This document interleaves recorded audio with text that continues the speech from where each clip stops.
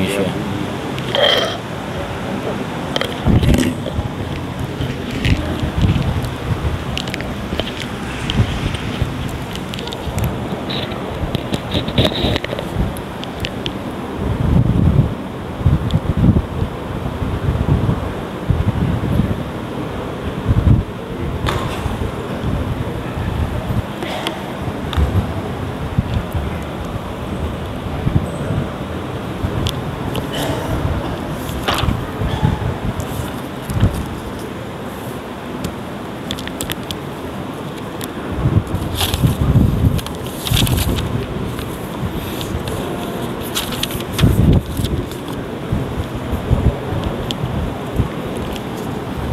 Assalamualaikum warahmatullahi.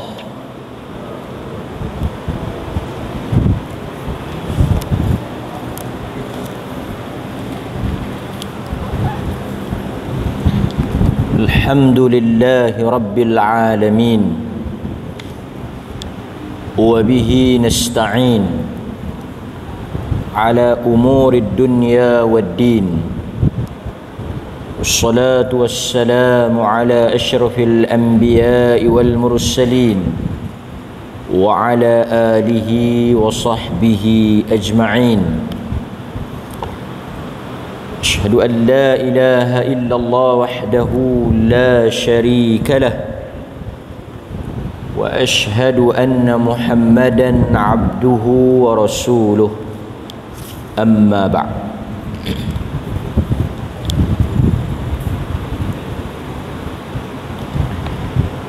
Hadirin mukminin, tuan-tuan muslimin muslimat yang dirahmati oleh Allah Subhanahu wa taala, kita bersyukur pada malam ini kita dapat hadir dan duduk sebentar untuk kita mendengar hadis-hadis Nabi sallallahu alaihi wasallam.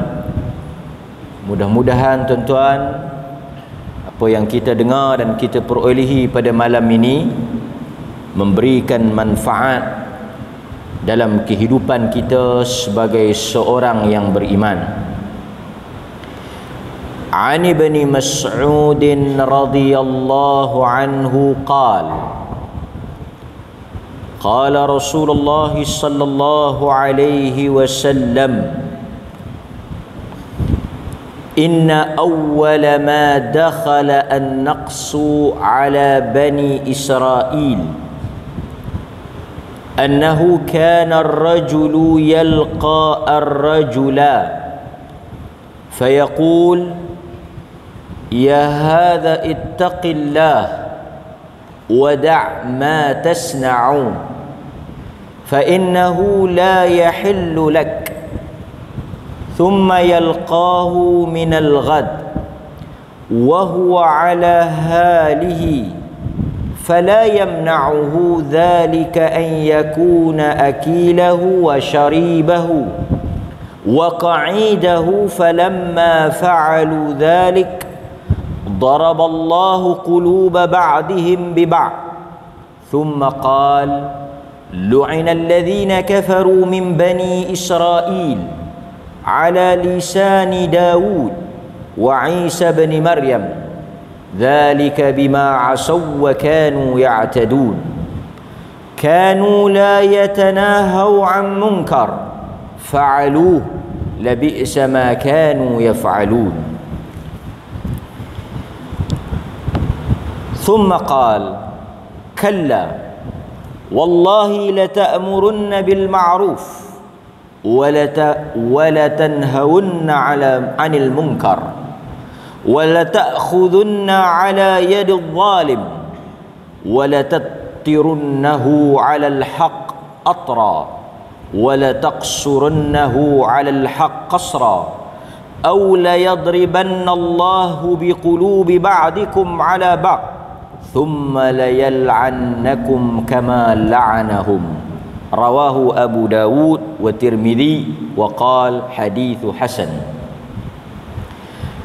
Daripada Abdullah bin Mas'ud radhiyallahu an katanya Rasulullah sallallahu alaihi wasallam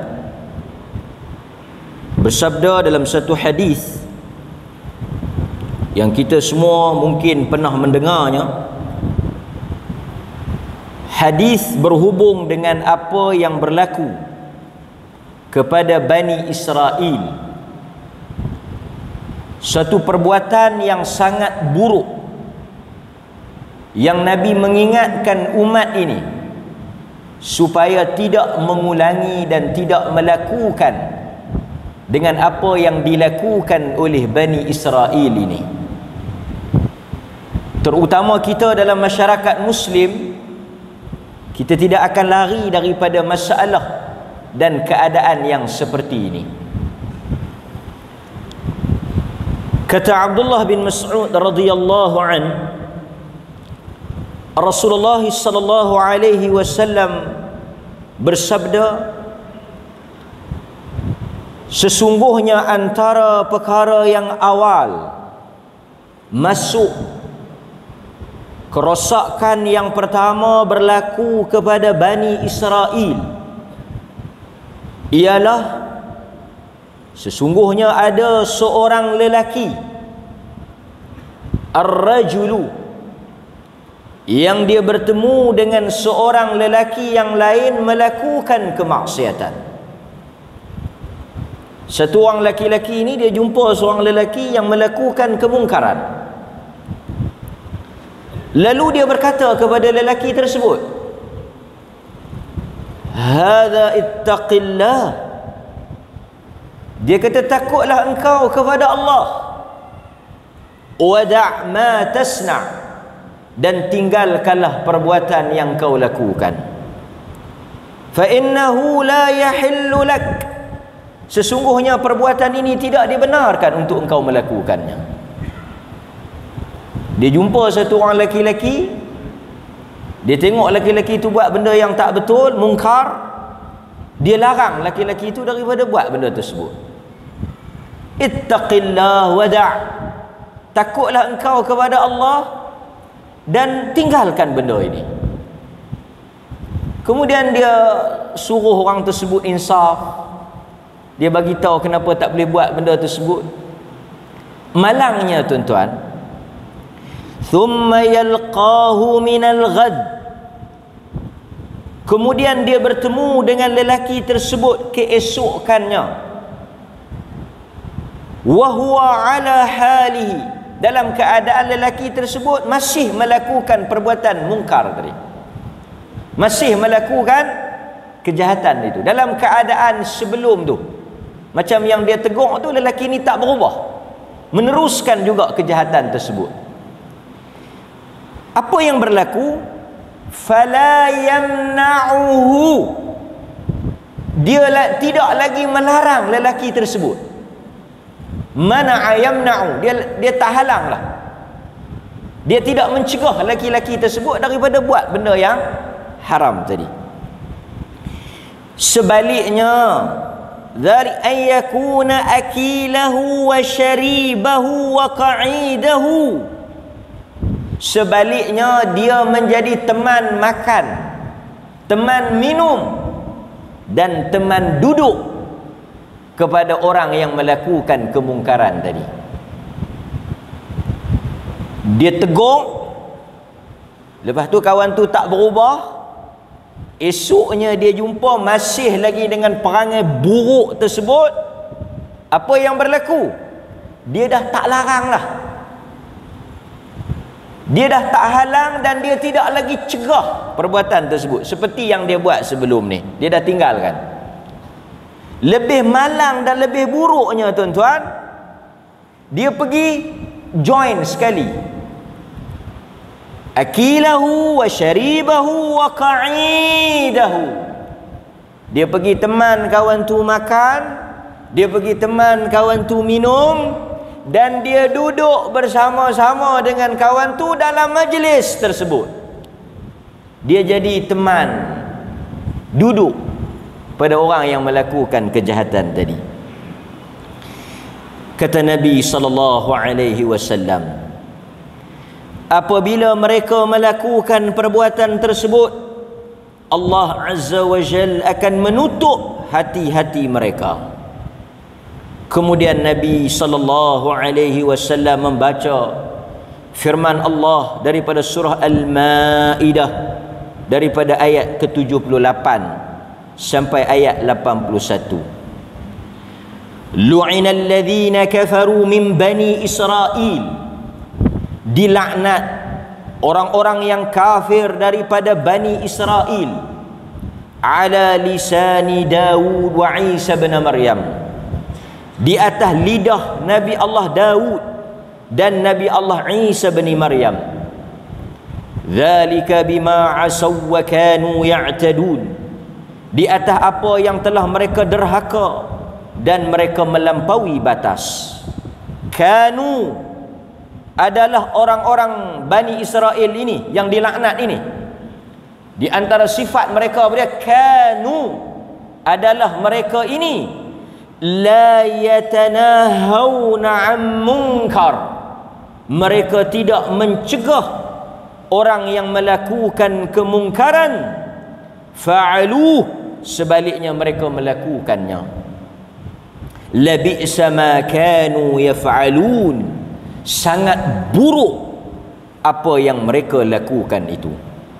Kemudian Nabi kata, demi Allah, hendaklah kamu menyuruh kepada yang ma'ruf, mencegah dan menghalang daripada perbuatan yang mungkar, menghalang orang yang melakukan kezaliman, menyuruh kepada perkara yang benar. Sekiranya kamu meninggalkan perkara-perkara tersebut, kamu membiarkan perkara-perkara tersebut, Allah Azza wa Jal akan menutup pintu-pintu hati kamu dan melaknat kamu seperti mana dia melaknat mereka. Hadis ini diriwayatkan oleh Al-Imam Abu Dawud dan juga oleh Al-Imam At-Tirmidzi. Nampak? Ini apa yang kita akan hurai di dalam kuliah pada malam ini. Apa poin yang boleh kita ambil? Yang pertama, tuan-tuan, di antara punca kenapa rosaknya Bani Israel adalah kerana mereka meninggalkan al-amru bil ma'ruf wan nahyu 'anil munkar.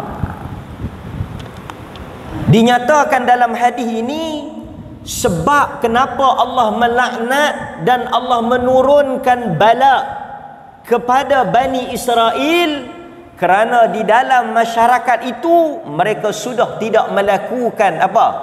Menyuruh yang baik dan menghalang daripada perkara yang mungkar.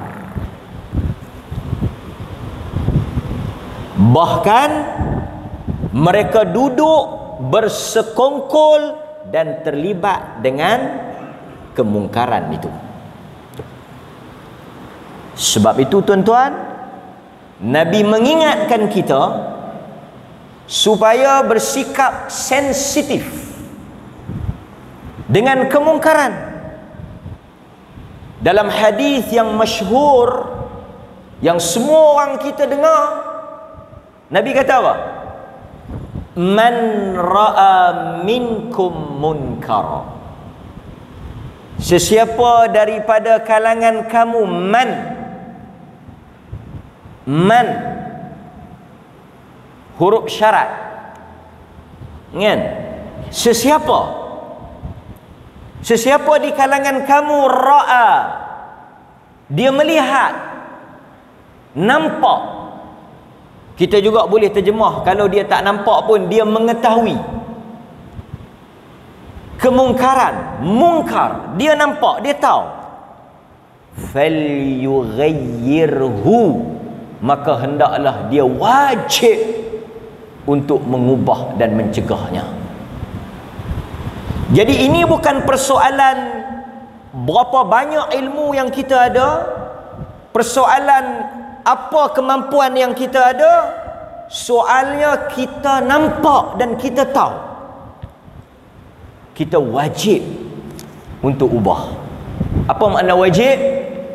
Sesiapa yang dia nampak dan dia mengetahui benda itu salah, dan dia tidak berusaha untuk mencegah dan menghalang perbuatan itu, maka dia dikira sebagai berdosa.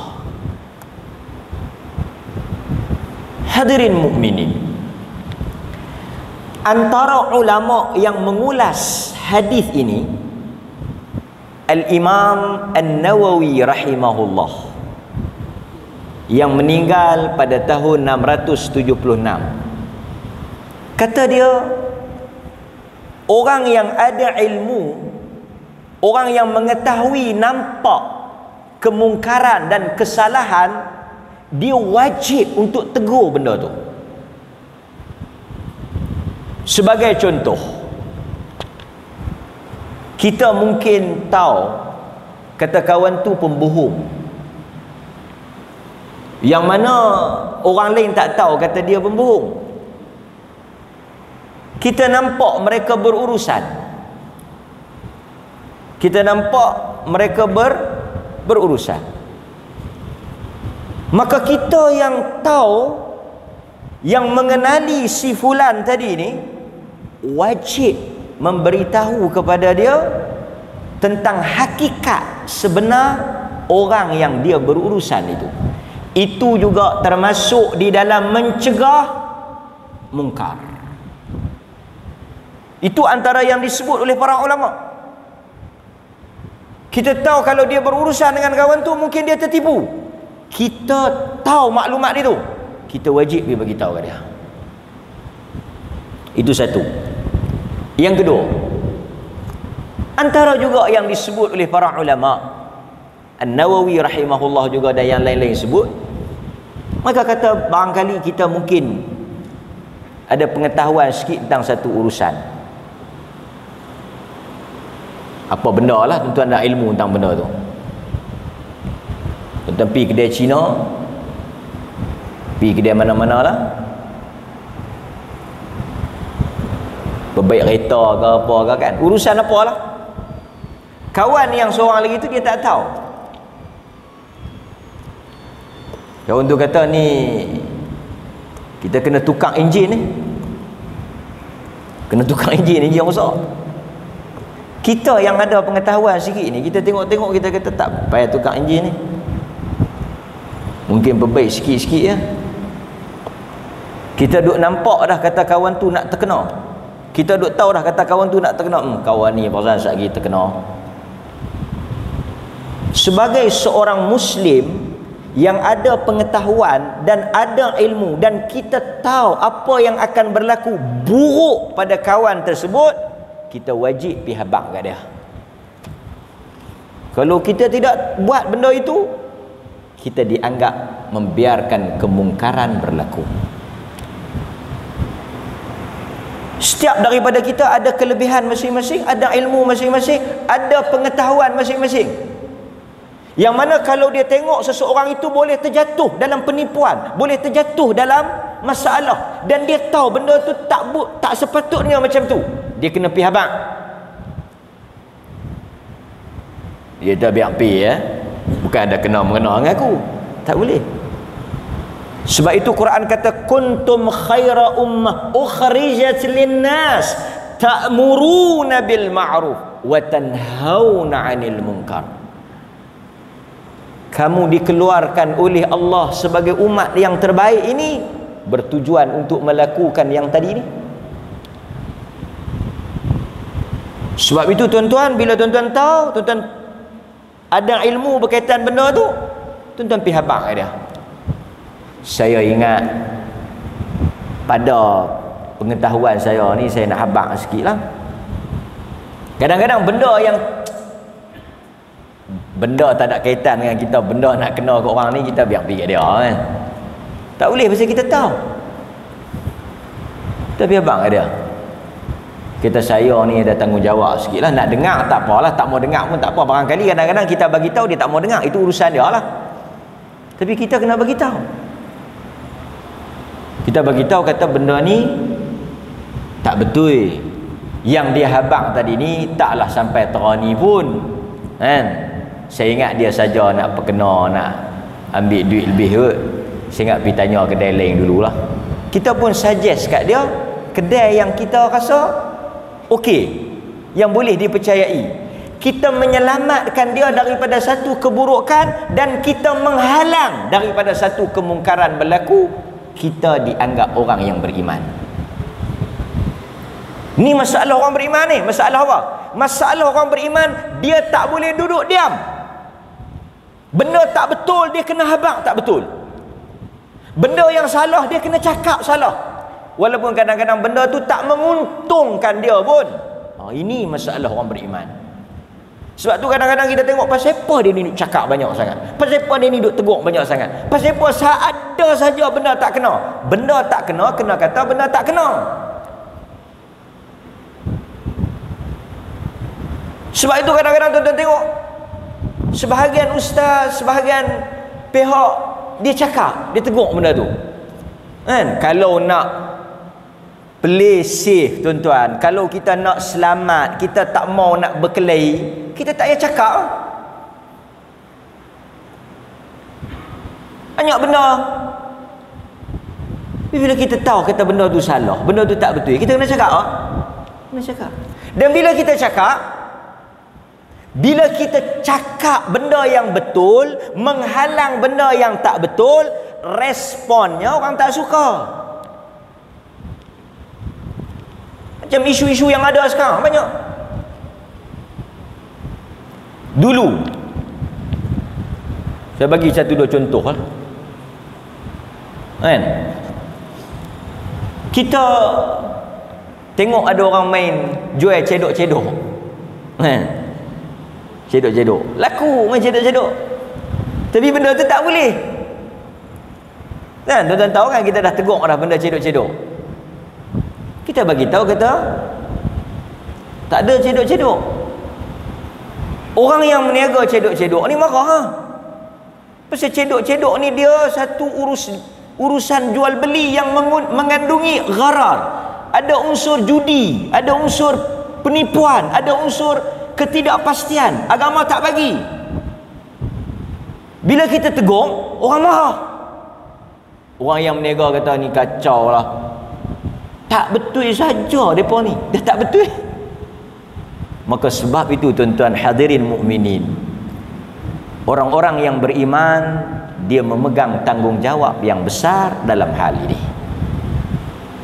Banyak lagi benda-benda kalau kita nak sebut, umpamanya dalam soal apa? Amalan-amalan yang tak ada dalil, yang tak ada sandaran. Kan?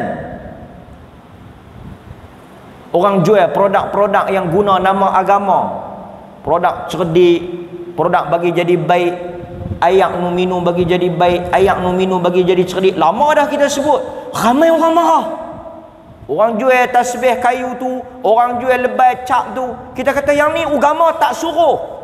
Nabi tak suruh pakai kepiah cap-capal. Sahabat tak buat kerja ni. Marah tak? Marah. Pasal dia ada unsur keuntungan, dia unsur meniaga.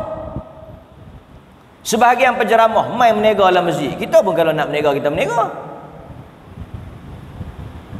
Ada sebahagian penceramah main jual barang dalam masjid, lelong barang dalam masjid. Nabi suruh kita buat apa?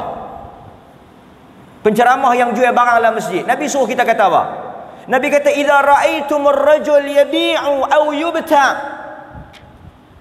qul la arbahallahu tijarat. Nabi kata kalau kamu nampak idza ra'aitumur rajulu yabi'u aw yubta', kalau kamu nampak ada orang meniaga dalam masjid, berjual beli dalam masjid, bangkit dan katakanlah pada orang yang jual itu, Allah Ta'ala melingkupkan perniagaan engkau dan Allah tidak memberi keuntungan di atas meniaga ni. Nabi suruh kita bangkit kata kat dia. Bila kita nampak orang meniaga, kita makin tegur lah. Kita kata Nabi tak bagi. Kalau nak meniaga, meniaga di luar. Marah tak? Marah. Mari geng bomo mana ajak tilik nasib, jampi serapah, tangkal mangkal segala khurafat. Lepas tu bila kita habaq benda ni syirik, benda ni khurafat, marah tak? Marah juga. Sebab itu hadirin mukminin, kita bercakap ni bukan Tuan-tuan kena faham, kita bercakap ni bukan kerana kita syok nak bercakap. Bukan kerana, tuan-tuan, saya ingat kalau kita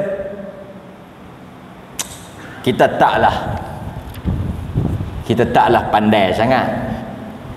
Tapi dengan sikit kelebihan ni, kalau kita pilih tajuk nak bercakap, takat TV tu saya ingat kita boleh masuk. Dengan sedikit kelebihan yang kita ada ni, kalaulah ruang diberikan sama adil peluang yang ada dan kita boleh pilih tajuk yang orang syok nak dengar, saya ingat kita pun boleh kaya juga. Tapi kita ada prinsip. Kita ada prinsip, benda ni tak boleh cakap, benda ni kena cakap, benda ni kena tegur, benda ni tak betul, benda ni salah. Yang ni yang Nabi kata apa? Yang Nabi kata Bani Israel tak buat. So kita balik pada hadis ni. So kata Nabi SAW dalam hadis ni, Nabi kata apa? Nabi kata lelaki ni bila dia tegur satu orang ni, kawan tu tak berubah, dia meninggalkan teguran tersebut, kemudian dia pergi duduk sekali dengan kawan tu. Kemudian Nabi baca firman Allah yang menyatakan dilaknatnya orang-orang kufur daripada Bani Israel di atas lisan Daud dan Nabi Isa. Kerana apa?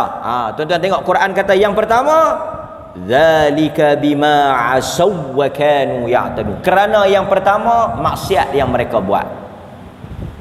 Pertama, mereka dilaknat kerana maksiat yang mereka buat. Yang kedua apa dia? Kanu la yatanahawna an munkar, kerana mereka tak mencegah daripada perkara mungkar. Lepas tu fa'alu, mereka buat pula benda tu. Jadi salah satu sebab Allah laknat kita ni kerana diam, kerana kita tak cakap, kerana kita tak halang benda tu. Maka hadirin mukminin, tanggungjawab kita yang pertama, sesiapa sahaja yang mengetahui perkara tersebut, maka wajib untuk dia menegur dan menghalang daripada perbuatan tersebut berlaku. Baik, saya nak baca beberapa syarahan yang disebut oleh para ulama berhubung dengan perkara ini. Yang pertama, apabila tuan-tuan nak melakukan al-amru bil ma'ruf wan nahyu 'anil munkar, tuan-tuan hendaklah mempunyai ilmu. Itu yang pertama. Kita kena ada ilmu. Sebelum kita nak suruh tu, sat lagi takut kita suruh benda yang tak betul, kita halang benda yang betul. Dapat? Boleh? Okey. Ini berdasarkan kepada perbuatan Nabi sallallahu alaihi wasallam, yang mana sebelum baginda menyuruh yang ma'ruf, baginda bertanya dan mengambil tahu keadaan orang yang hendak disuruh. Ini yang pertama. Tuan-tuan sebelum nak suruh, tuan-tuan kena apa? Kena ada ilmu tentang orang tu. Barangkali tuan-tuan tengok kawan tu pelik sikit, nanti dulu tuan-tuan tanya dia apa cerita. Sebab Nabi ni sebelum dia suruh orang buat benda baik, dia tanya dulu. Dalilnya apa? Pernah berlaku seorang lelaki masuk pada hari Jumaat dalam keadaan duduk tanpa salat. Apa Nabi buat? Dia masuk, dia duduk. Dia masuk, dia duduk. Nabi tengok dia duduk, dan Nabi nampak dia tak semayang tahiyatul masjid. Apa Nabi buat? Nabi tak suruh, Nabi tanya dulu. Pasal itu kita jangan cepat hukum, kita tanya dulu, tabayyun dulu. Barangkali dia dah semayang, Nabi buat apa? Nabi tengok dia duduk, Nabi tanya, araka'ta raka'atain? Dia kata kau dah semayang ke? Dia kata belum. Nabi kata bangkit dan salat. Tuan-tuan nampak? Nabi kata bangkit dan salat. Artinya apa? Nabi tanya dulu. Nabi tak suruh terus. Jadi kita yang nak suruh, kadang-kadang nak suruh orang buat baik ni, kita tanya keadaan dia dulu sebelum kita nak suruh dia buat.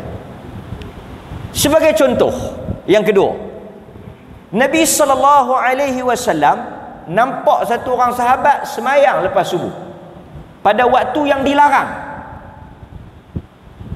Lepas subuh kita tak boleh semayang. Nampak satu orang sahabat dia semayang. Nabi tanya apa siapa? Dia kata tadi dia mai dia tak sempat semayang. Dia gantilah lepas daripada subuh tu dia semayang qabliyah tu. Dia kata okey.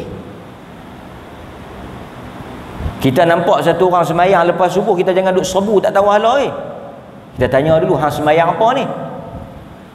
Pasal waktu ni tak boleh semayang. Tanya dulu.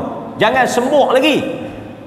Ini prinsip orang yang nak suruh buat baik dengan nak cegah benda yang mungkar. Tanya dulu. Pasal kita ni kadang-kadang bila mai semangat ni dia kira nak hayun ya. Itu yang contoh yang kedua. Contoh yang ketiga. Habis semayang, Nabi bagi salam, Nabi tengok ada dua orang tak semayang. Nabi nampak ada dua orang tak semayang, duduk di belakang. Nabi panggil, ma mana'akuma an tusalliya ma'ana. Nabi nampak mereka tak semayang, duduk belakang tak semayang. Nabi tanya, pasal apa hampa tak semayang dengan kami, hampa duduk di belakang pasal apa? Soalan yang saya kemukakan ni menunjukkan Nabi tanya dulu. Sebab itu syarat orang yang nak al-amru bil ma'ruf wan nahyu 'anil munkar, nak suruh benda yang baik, nak cegah benda yang munkar, hendaklah dia ada ilmu dan dia mengambil tahu. Itu yang pertama. Dia kena tanya dulu. Depa pun habaq, depa kata ya Rasulullah, tadi sebelum mari ke masjid kami dah semayang di rumah kami. Jadi bila kami mai kami tak semayang lah. Nabi kata jangan buat dah macam tu. Siapa-siapa yang dah semayang, kalau dia mari ke masjid, dia nampak jamaah duduk semayang, dia masuk semayang. Kalau dia tak mau semayang, dia duduk luar. Jadi perbuatan mereka tu salah.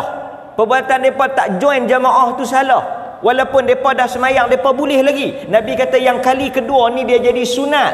Tapi sebelum Nabi ajar, sebelum Nabi tegur, Nabi tanya. Nabi tanya. Banyak soalan-soalan bila Nabi tengok sesuatu perkara, Nabi tanya dulu. Jadi saya mengajak tuan-tuan, menyeru tuan-tuan, dalam kita nak melakukan perkara yang kita sebut ini, mengambil sikap ilmu. Jangan terburu-buru.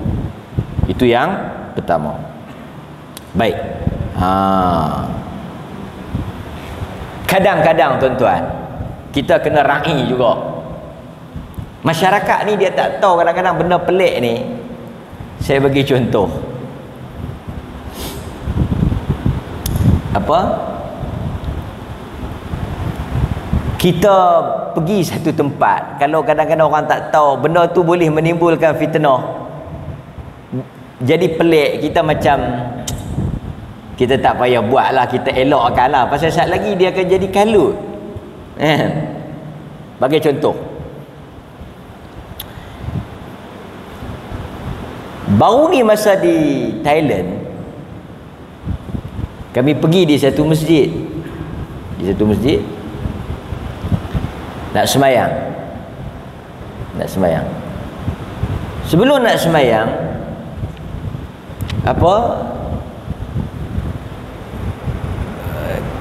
barangkali kita boleh pergi depan jadi tu imam lah. Kita boleh pergi depan jadi tu imam. Musafir ni boleh pergi depan jadi tu imam. Tapi kalau kita musafir ikut orang yang mukim, kita kena semayang penuh kan. Tapi kalau kita musafir, kita mari depan, kita boleh qasar. Saya ingat benda ni tuan-tuan faham kan. Tapi mufti kata kita bagi mereka lah jadi tu imam. Pasal mungkin barangkali mereka tak tahu lagi jadi kalut. Kadang benda-benda macam ni orang, bukan semua orang tahu. Semayang zuhur 4 rakaat, tiba-tiba kita pergi musafir, kita pergi semayang 2, lagi kalut yang belakang. Aku nak 2 ke aku nak buat apa? Pasal pernah berlaku. Saya semayang di satu tempat di Penang, bukan di masjid lah. Dia kata ustaz jadi tu imam. Saya pun duk ingat semua pakat faham pasal geng main mengaji. Rupa-rupanya ada geng mengaji bawa orang baru nak mengaji. Saya pun tak habaq lah, saya pun kasar lah 2, sebab saya jadi imam, saya musafir. Habis salam, saya tengok 1-2 orang, mereka tu orang situ lah, baru dibawa oleh student lama, oleh jemaah lama. Apa berlaku? Dia tengok hang, aku tengok aku. Dia nak mangkit, saya dah salam. Dia nak bagi salam, kawan dia mangkit yang bawa dia. Dia nak ikut siapa? Dia nak ikut kawan ustaz yang jadi tu imam yang mengajak tadi mayang 2. Dia nak mayang 2, kawan dia yang bawa dia mayang mangkit, tambah lagi jadi 4. Lama lah juga dia tengok main tengok pi. Saya pun kata nasib baik dia tak kata terima kasih ya. Dia tak tahu Nabi SAW ketika di Mekah apa dia? Nabi jadi imam kan. Bila habis Nabi kata apa? Atimmu salatakum fa inna nahnu qaumus safar. Nabi kata bangkit, cukupkan semayang kamu, kami orang musafir. Itu juga menunjukkan orang yang luar boleh cakap pada orang yang dalam semayang. Sebab tu kadang-kadang tuan-tuan, orang bila dia tak tahu, dia cepat hukum. Barangkali contoh, saya tanya pasal apa Datuk dia bagi tahu macam tu. Dia kata masa dia pergi Uzbekistan ni mazhab Hanafi. Uzbekistan ni mazhab Hanafi. Mazhab Hanafi ni dia tak ada jamak tau, melainkan di Mekah, di Arafah. Dia tak ada jamak. Dia tak ada jamak macam kita ni, jamak musafir ni tak ada di sisi mazhab Hanafi. Orang Uzbekistan mazhab Hanafi. Jadi depa punya syekh depa tu bagi tahu pada rombongan mufti ni, dia kata sat lagi kalau hampa nak jamak, ingat apa balik pergi sembahyang di hotel lah. Kalau hampa buat di masjid ni mungkin sat lagi depa kelut. Jadi kadang-kadang tindak tanduk kita tu, kita nak kena raih juga orang sekitar tu. Bila kita buat dalam tak ada penjelasan tu, mungkin dia jadi fitnah. Saya bagi contoh, Nabi biasa dukung cucu dalam semayang kan. Umamah binti Abil As, anak Zainab kan. Nabi dukung, Nabi biasa semayang dukung cucu Umamah. Bila nak rokok letak, bila mangkit dukung balik. Barangkali kalau kita buat di tempat kita orang boleh faham kot. Tapi kalau tuan-tuan bawa anak pi satu-satu tempat yang tuan-tuan tak tahu depa ni macam mana, bergerak 3 kali ke kan, nak tutup telefon pun depa nak tutup telefon pun depa takut. Saya ingat tuan-tuan tak biar dukung kot. Betul memang ada hadis boleh dukung. Satgi kalau tuan-tuan pergi dukung, satgi dia tu nak bergerak dia mungkin faham 3 kali, tak apalah macam-macam lah. Tapi bila tuan-tuan dukung, duk letak angkat, dia kata geng mana pula main-main ni, mazhab mana pula ni. Lepas tu dia mungkin tanya kita, dia mungkin pelik kan, kita duk dukung anak ni. Tuan-tuan, sahabat saya biasa semayang dukung anak dia,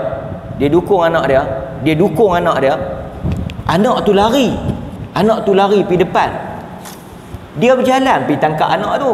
dalam keadaan tak beralih kiblat, dia jalan pergi ambil tu. Tuan-tuan bayang, dukung pun pelik dah, berjalan pergi ambil batu mayang juga, lagi pelik. Lepas tu mungkin dia tanya tuan-tuan lah, itu main mana haji? Tengok kalut dengan anak. Tuan-tuan pun jawab, saya pada Kuala Polis. Betul pun. Jahannam. Pasal dalam keadaan tuan-tuan kena tahu, masyarakat jahil. Dalam keadaan masyarakat tak tahu dalam banyak benda ni. Jadi bila kita nak amal itu, barangkali mungkin kita nak kena raikan juga pengetahuan sesetengah masyarakat tu. Itu poin saya lah, kan? Baik. So itu dalam semangat kita tu kita kena sebab itu kadang-kadang kita nak ubah mungkar ni, kita kena tengok.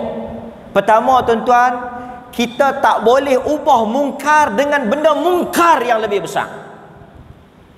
Tak boleh. Tuan-tuan tengok ada orang buat maksiat, tuan-tuan nak pergi bom, nak pergi bakar. Tak boleh. Pasal tindakan betul mereka buat maksiat, tapi tindakan tuan-tuan itu juga mungkar. Tak boleh ubah benda haram dengan benda haram. Tak boleh. Tuan-tuan faham tak? Ni kaedah dia. Kita tak boleh. Ustaz, mereka duk main judi dalam bangsa tu. Saya ingat malam ni, elok mereka main, kita kunci, curih petrol, cucuh bakar habis. Tak boleh, benda tu haram. Pasal itu tindakan-tindakan yang orang duk pi buat, tindakan-tindakan tu yang pi buat, betul depa tu salah, tapi kita pi buat tu salah sama. Saya kata orang-orang yang nak buat benda betul ni pun kena mengaji juga, kan? Okey, baik. Sambung. Satu lagi, bila kita nak ubah mungkar, kita kena tengok juga dia punya kesan dia. Macam ni contoh. Dia kata, ustaz, keluarga saya ni mereka taklah ada ilmu sangat. Ni cara kita nak ubah mungkar ni, tak ada ilmu sangat. Jadi mereka buatlah kenduri mati. Saya macam mana ustaz? Saya nak balik ke saya boikot? Sebab saya memang pegang kata kenduri mati ni benda yang tak ada dalam agama, memang bidah, memang Nabi tak buat, bahkan dilarang. Kita kata betul satu sudut benda tu Nabi larang. Dalam hadis Nabi kata minan niyahah, daripada sahabat kata kunna na'uddu, kami kata benda tu merata, kan? Tapi kalau tak balik jadi macam mana? Dia kata kalau saya tak balik, mungkin mak saya nanti berasa, mungkin keluarga saya putus silaturahim. Mereka tak faham. Dalam keadaan itu kita nak ubah mungkar itu, tapi barangkali kita mungkin boleh bertolak ansur, kita meraihkan dalam keadaan tersebut, kita balik, kita mungkin dakwah bil hikmah, supaya apa? Supaya mereka boleh faham dan tak jadi fitnah dan mudarat yang lebih besar. Tuan-tuan boleh faham? Dapat? Sebab tu kadang-kadang banyak benda kita tak boleh cerita terbuka lah. Dia tak bersepah balik. Saya balik, saya boleh perbetul, saya boleh habang sikit macam ni, mereka boleh terima. Alhamdulillah. Sebab kita kena faham, bukan Nabi SAW ubah dalam masa satu hari. Nabi ambil masa. Jadi dalam Nabi ambil masa tu, contoh sebagai mudah, Nabi tak terus bunuh Abdullah bin Ubay bin Salul. Sampai habis hayat dia, Nabi tak bunuh dia. Pasal apa? Pasal kalau Nabi bunuh dia, orang akan kata Nabi bunuh sahabat. Pasal orang tahu kata dia sahabat, Nabi kata biar pergi kat dia. Nabi nak jaga, kalau kita ambil tindakan, benda yang lebih buruk akan berlaku. Biar pergi. Sebab tu kadang-kadang ada benda tuan-tuan, kita kena ambil masa. Boleh? Baik. Berikutnya, apabila kita nak melakukan al-amru bil ma'ruf wan nahyu 'anil munkar, hendaklah kita mencegah sesuatu yang dilakukan secara terang-terangan dan jelas, dan kita tidak mencari-cari maksiat atau mungkar yang dilakukan secara tertutup. Yang ni penting. Apa yang tuan-tuan buat depan orang ramai, kita halanglah. Apa yang tuan-tuan buat dalam rumah tuan-tuan, duk tengok apa dalam rumah tuan-tuan, tuan-tuan duk buat apa dalam rumah tuan-tuan tu, yang tu kita tak terlibat. Boleh? Jadi tu imam ni dia bertanggungjawab apa yang berlaku depan dia. Anak jemaah dia buat apa dalam rumah depa, yang tu bukan tanggungjawab tu imam. Tak ada kerja tu imam duk pergi perembang. Tak ada kerja tu imam pergi bulan puasa, tak ada kerja lain dah. Hampa puasa ke tak? Puasa? Betul ke? Mai aku nak pergi cek dapur tengok. Tak ada kerja tu imam. Hampa sembahyang ke tak ni? Tak. Tu imam sesiapa sahaja ra'a yang dia nampak, dia tak payah duk pergi cari. Yang tu penting. Yang tu juga kadang-kadang kita suka pergi cari. Kan? Yang mana tuan-tuan nak cegah? Tu pergi Kuala Perlis tepi pantai. Yang tu tak payah duk cegah. Memang duk berkesidai kot tepi tu. Kan? Dia nak pergi duk cari yang dalam tu, yang kot tepi tu dia tak nampak. Lepas tu dia lalu. Dia lalu. Bukan saya buat contoh sini, mana-mana lah. Dia lalu. Nampak ni. Banyak ni. Nampak banyak ni. Dia tak siapa tak tangkap yang ni. Yang ni orang tak report. Yang kami nak tangkap ni orang report. Sebelum dia pergi tangkap orang report tu, banyak dah dia nampak kat tepi tu, tapi dia tak cegah. Lebih memeningkan kita tuan-tuan, orang kita dia boleh tengok benda mungkar dalam TV, benda yang salah juga, tapi dia tak berasa apa dengan yang dia tak nampak. Yang ni kadang-kadang pelik. Jadi kita bagi laluan pada azan. Sekali lagi saya perhabis sikit tentang mencegah mungkar yang jelas ni. Wallahu ta'ala a'lam.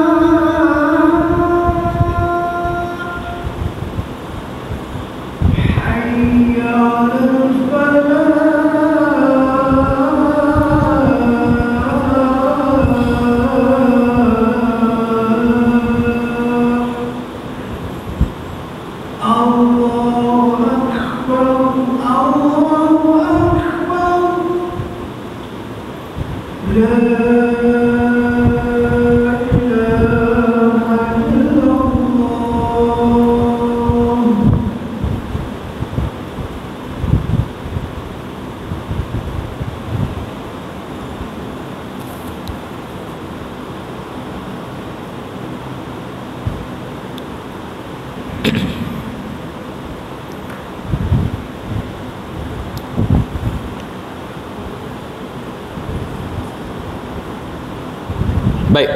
Okey. Bismillah. Antara dalil yang menunjukkan bahawa hendaklah perbuatan mungkar yang dicegah itu sesuatu yang jelas dan tidak boleh kita mencari-cari kemungkaran yang tidak dipertuntunkan. Ini kita tak disuruh cari. Atau tuan-tuan bisa dengar perkataan tajassus. Kan? Okey. Antaranya daripada Zaid bin Wahab, katanya dibawa seorang lelaki kepada Abdullah bin Mas'ud radhiyallahu an, lalu diberitahu kepada Abdullah bin Mas'ud bahawa pada janggut lelaki ini ada titisan arak. Depa tangkap satu laki-laki, bawa mari kepada Abdullah bin Mas'ud, janggut dia ada arak. Boleh nak bersangka baik janggut ada arak? Apa makna kalau di janggut ada arak? Minumlah. Takkan tuan-tuan kata mungkin dia basuh ke apa? Tak ada lah kan.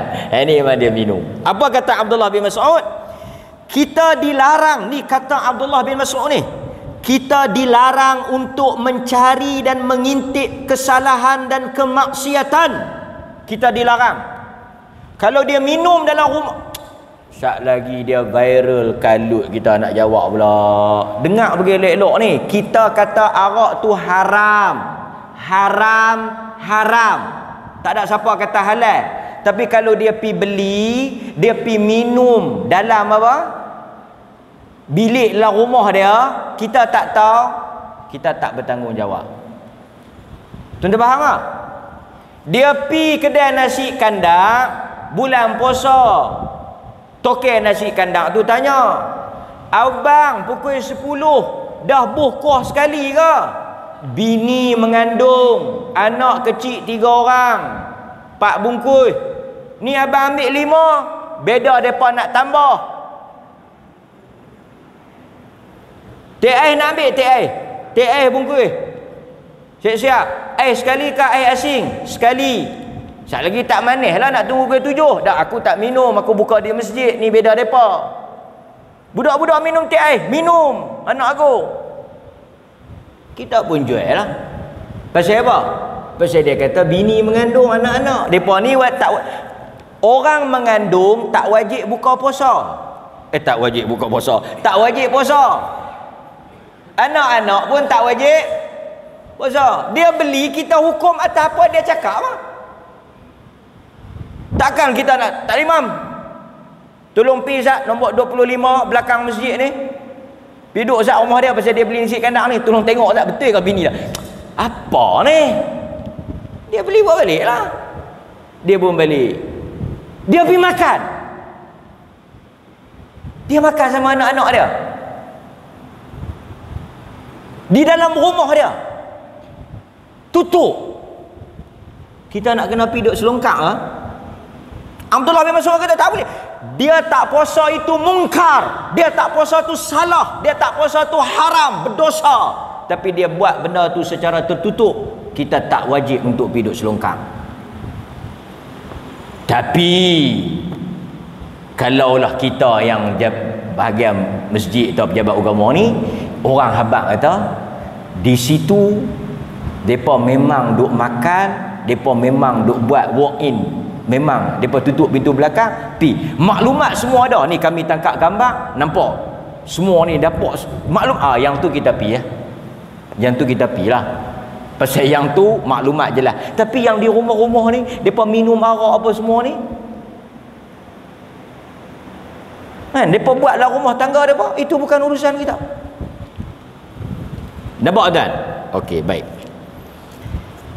Cuma kata Abdullah bin Mas'ud, apabila telah jelas kepada kita, maka kita bertindak di atas apa yang jelas itu. Hadis Abu Daud. Tapi kalau mai duk bergomoi depan kita, mai duk berdakap depan kita, mai duk langgah depan kita, mai duk bersidang makan nasi depan kita, bulan puasa mai duk buat benda haram depan kita, kita kena ubah. Yang tu kita bertindak.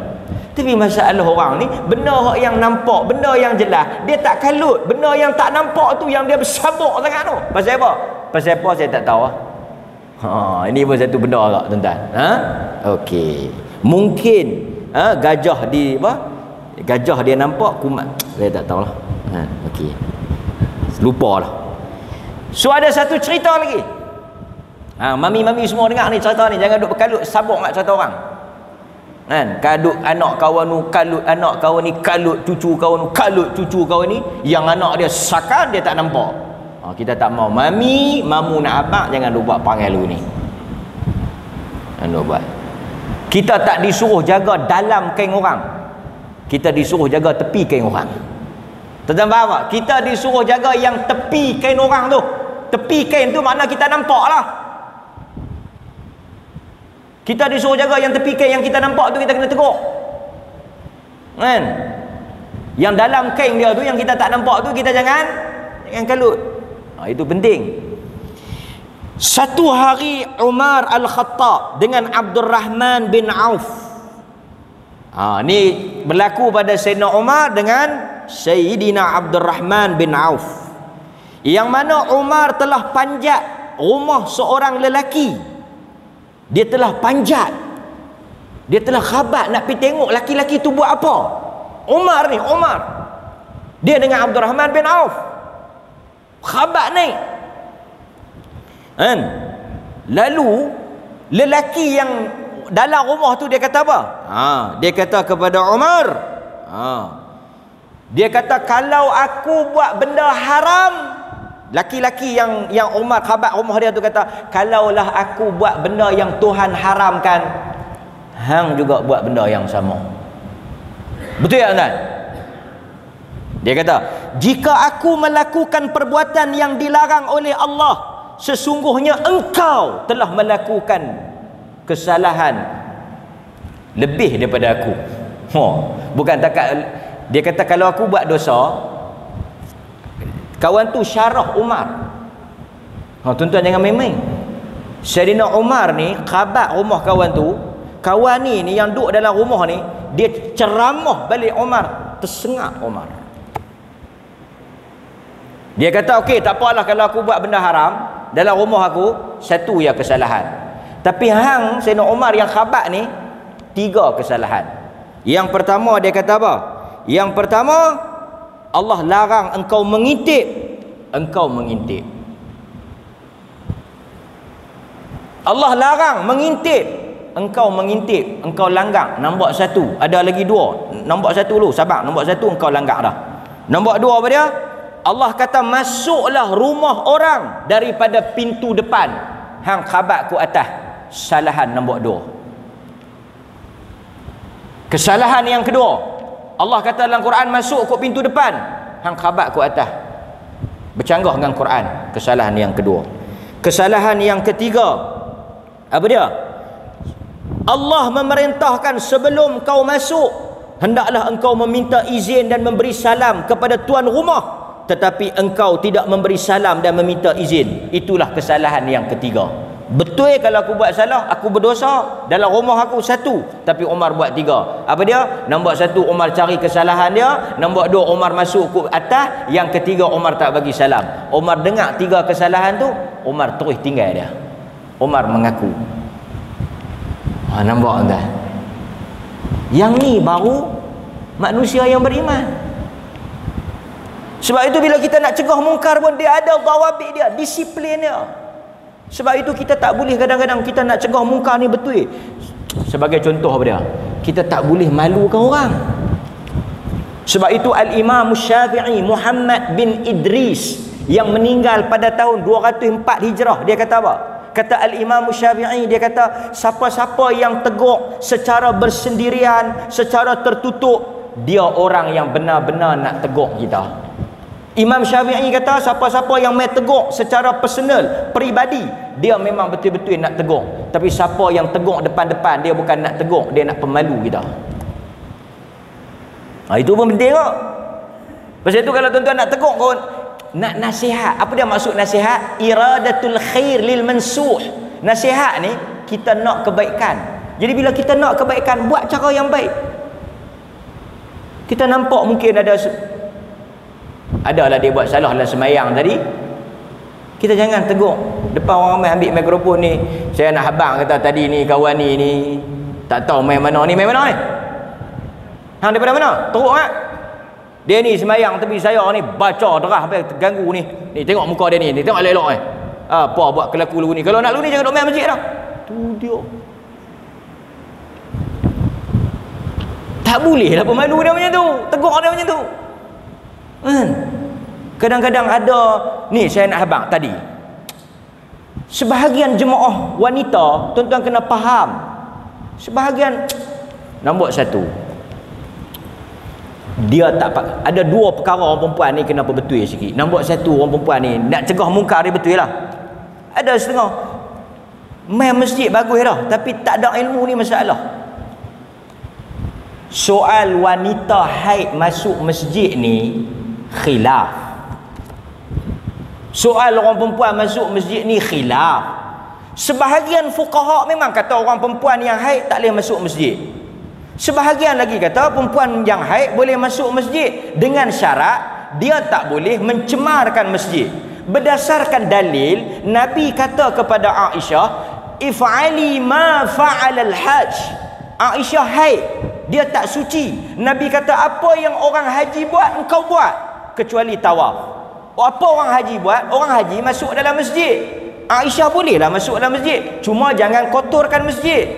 Bila Nabi SAW minta Aisyah suar, apa dia ni, selendang Nabi. Aisyah kata aku haid. Nabi kata haid duduk di tangan ke? Maksudnya boleh masuk, jangan cemarkan masjid. Ulama-ulama mutaakhirin, ulama-ulama moden kata, dulu orang perempuan bila haid dia susahlah nak masuk masjid. Dia tak ada tuala wanita macam kita lah ni. Nanti bila dia masuk, habis kotak masjid. Tujuan Nabi tak bagi tu kotak masjid. Tapi kalau dia boleh pakai tuala wanita, di atas dia boleh jaga tak cemarkan masjid, dia boleh masuk. Kerana Nabi benarkan Aisyah buat apa yang panjang hujah dia. Di samping kita tak nafikan dalil-dalil yang juga kuat bagi orang yang tak benarkan wanita masuk masjid. Saya juga bagi pandangan, kalau pi tempat yang kita tak tahu orang tu macam mana, kita habaqlah kat orang perempuan kita, kalau dia tak boleh masuk, tak payah masuk lah. Dia kata pasal apa tak boleh masuk? Kita pegang pandangan kata boleh masuk. Tak betul lah hang pegang pandangan boleh masuk, tapi sat lagi duk kalut pula. Pasal apa? Dia ni masuk tak semayang. Depa mula pi duk berkelai pula. Mai makcik-makcik ni yang jenis jegir mata ni, yang jenis kepam mulut ni, keluar berkelai. Ni kita nak habaq benda ni khilaf. Ada pandangan tak boleh masuk, ada pandangan boleh masuk. Dia pegang pandangan tu. Tidak boleh ingkar kepada perkara yang khilaf. Tidak boleh ingkar pada perkara ijtihad. Tak boleh. Dia pegang pandangan tu tak payah. Sebab itu kita tak ada masalah. Kita pergi masjid orang baca kunut, walaupun kita pegang mungkin kunut tu dhaif, kita tak pernah pergi tanjai belakang dia, pergi tumbuk dia. Dan tak pernah lagi siapa-siapa yang baca kunut diperlih. Tuan-tuan pergi tanya, tak ada lagi mana-mana imam yang baca kunut diperlih kita pergi sambak mikrofon dia. Ada? Tak ada. Pasal kita tahu benda tu khilaf. Nak baca-baca. Jemaah Terengganu mai ke masjid ni, saya dipanggil, dia bertanya, betul ke Palih tak baca kunut apa semua? Kita kata kalau dia mayang di rumah, dia nak baca kunut sampai pukul 9.30 pun dia boleh baca. Tapi di masjid ni pasal peraturan ulil amri kata, kita rasmi kita tak baca. Tapi kalau tuan-tuan semayang di rumah nak baca, siapa pergi report, ni Jaid dia baca kunut di rumah dia, saya nak main masjid dengar Allahumma dini, saya dengar dia baca ni, saya rakam ni, dia duduk baca dengan keluarga dia. Saya ingat Jaid tangkap yang report tu. Yang kita kata peraturan tu masjid rasmi, di rumah, di markah. Hampa nak baca sampai beringgut rumah, baca. Tak ada masalah. So saya nak bagi tahu orang perempuan yang mengaji ni okey, yang tak mengaji ni, dia marah sungguh. Pi ambil sejadah, pi kan. Perempuan tu pun awak layan macam ni. Tu satu. Kadang-kadang mungkin ada orang perempuan yang dia pakai tak berapa nak lengkap lah, pakai ketat, pakai seluar, pakai t-shirt. Bila dia mai semayang, dia pakai telekung. Alhamdulillah, Allah Ta'ala ni dia nilai semua benda. Hatta orang melacur bagi minum anjing pun masuk syurga. Orang melacur ni bukan, ni dia bagi minum anjing. Jadi kalau satu perempuan mai, mungkin masjid tuan-tuan, saya nak bagi tahu pasal masjid tuan-tuan ni, masjid orang singgah. Mungkin dia pakai ketat apa semua mai. Tuan-tuan pi kat dia. Ni nak cegah mungkar ni, kuliah malam ni tajuk cegah mungkar. Ni adik, makcik nak kata sikit lah. Ni mau pakai ketat seluar nampak buntut ni, nampak habis dada-dada ni, adik tak payah mayang pun tak apa lah. Tak guna adik mayang pun kalau pakai lagu apa ni. Lepas tu makcik tu pun baliklah dengan telekung bunga-bunga dia, puas hati boleh sembuh perempuan tu. Apakah ini agama yang Nabi ajar? Dia mungkin ada kurang benda tu, dia lebih benda ni. Memang kita kata tak, kita tak kata boleh pakai ketat tu, kita kata tak boleh pakai. Tapi bila dia mai semayang, artinya dia beriman. Dia beriman. Dan manusia ni kadang-kadang ada turun iman dia, ada naik imannya. Tak boleh satu kesalahan.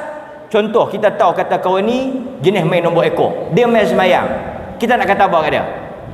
Dia tahan pergi balik. Awak pula hang mayang pun tak guna, take ekor. Bolehkah satu kesalahan kita hukum keseluruhan hidup dia? Tak boleh. Maka saya menasihatkan semua orang mukmin, muslim, orang masjid, saya tahu bukan semua, segelintir, tapi segelintir ni yang memburukkan imej orang masjid. Bila kita berhadapan dengan manusia, kita kena faham tingkatan dia tak sama.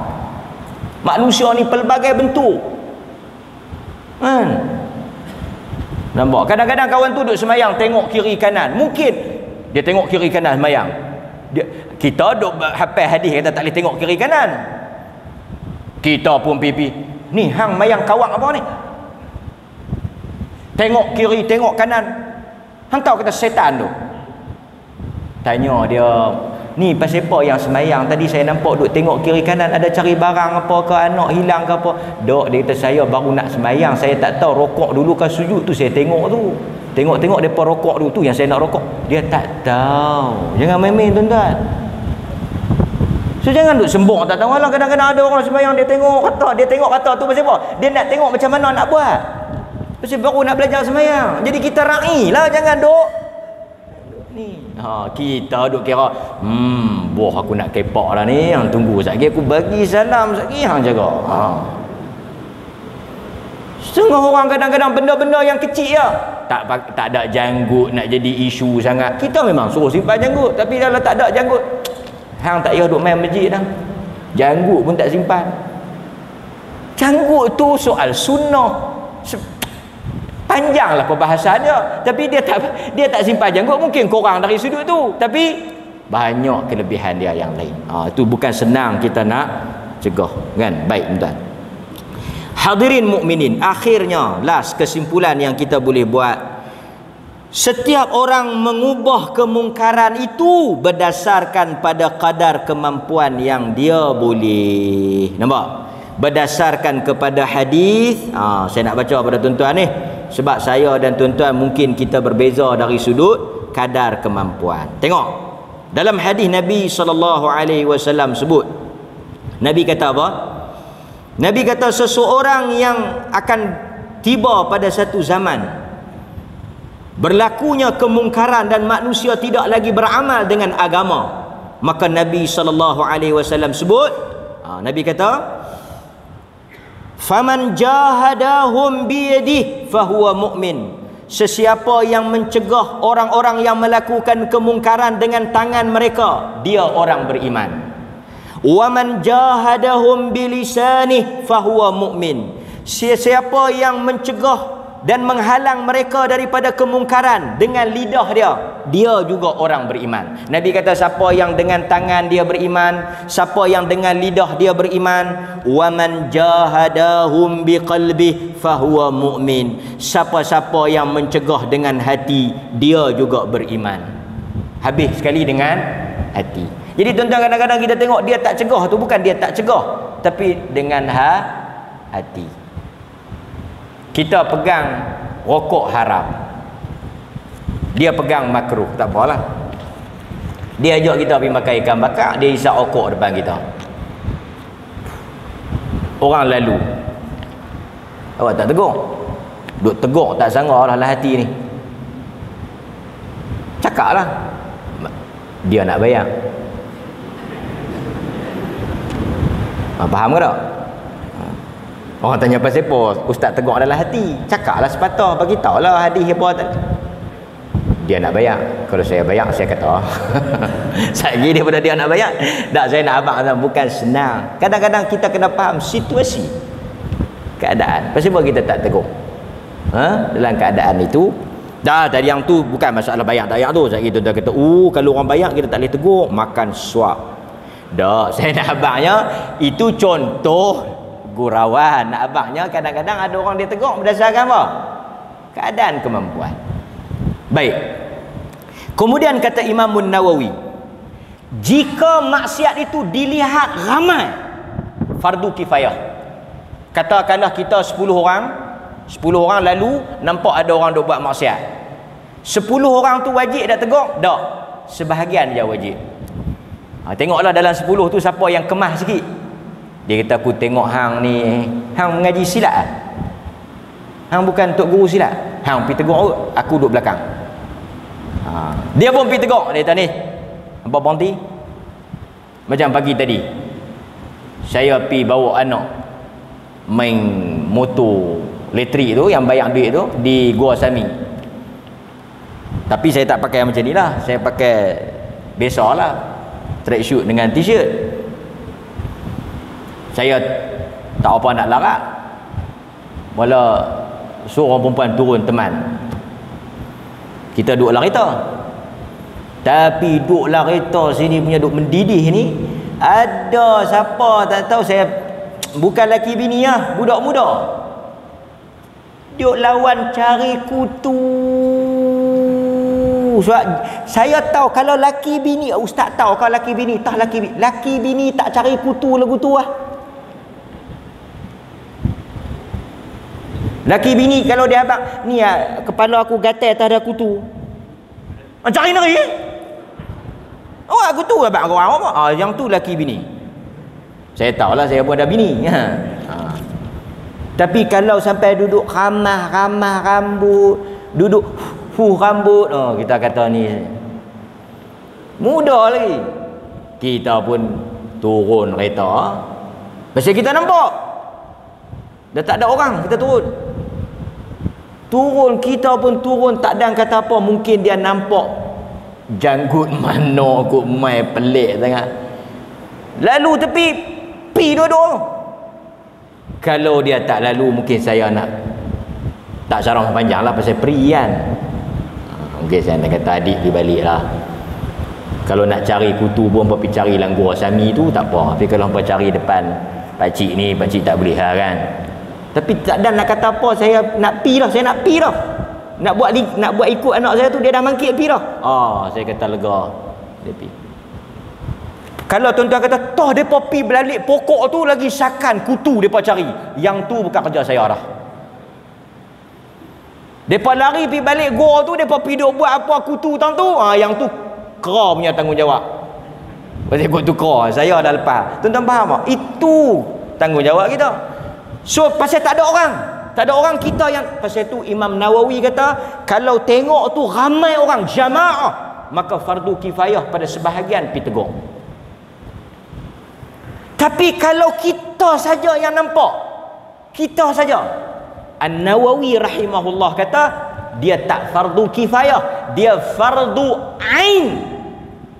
Pasal kita saja yang tahu, kita kena pergi tegur. Kita tak boleh kata kat bini kita, biar pergi, sekejap lagi mungkin ada siapa-siapa main tegur. Tak, kita nampak. Dan kalau kita balik dalam keadaan kita boleh pergi tegur, kita berdosa. Pasal apa yang kita berani? Kita tengok budak tu pun kalau aku dah kaki jatuh kalau dia nak lawan balik kan. Tapi kalau tengok duk cari kutu tu berketui ni apa semua kan, jenis angkat besi, tengok badan pun mungkin kita pun takat hon kot dalam kereta lah.